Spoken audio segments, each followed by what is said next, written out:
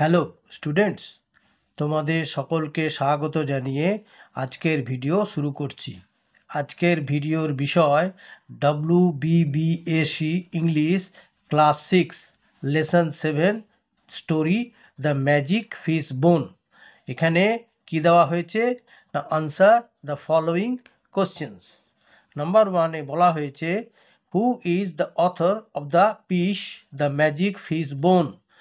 Magic fish bone গল্পটির লেখক কে, তার নাম উল্লেখ করতে হবে। তাহলে এখানে করে দিয়েছে answer the author of the story is Charles Dickens. Number 2, who was Alicia. Alicia কে ছিল? আনসার করেছি Alicia was the eldest child of the king and the queen. Alicia ছিল রাজা এবং রানীর বড় সন্তান। Number 3, what did she do at home. Alicia বাড়িতে কি করতো বা কি কাজ করতো?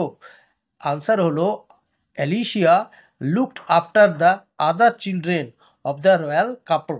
অ্যালিসিয়া রাজ পরিবারের অন্যান্য সন্তানদের দেখাশোনা করত।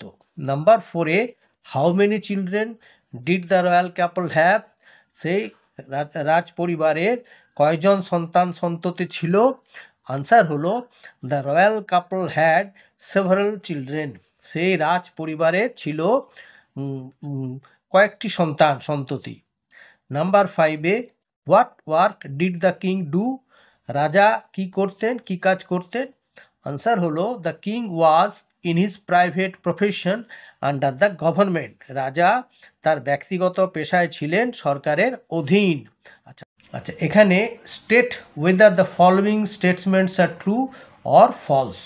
নাম্বার 8-এ বলা হয়েছে the eldest queen looked after the children. Eldest queen, eldest son নয় কিন্তু, বা এল্ডেস্ট ডটার নয়। এখানে বলা হয়েছে বড় রানী, তিনি ছেলেদের অন্যান্য সন্তান সন্ততিদের দেখাশোনা করতেন, তাই এটা হলো ফলস। এই যে এখানে লিখে দিচ্ছি ফলস। আচ্ছা, নাম্বার বি হয়েছে the king was stopped by the fishmonger. তাহলে রাজাকে থামিয়ে দিয়েছিল ফিশমঙ্গার, মানে মাছ বিক্রেতা রাজাকে থামিয়েছিলেন, এটাও ফলস। আচ্ছা, নাম্বার সি-এ বলা হয়েছে the Queen's father stayed out of town.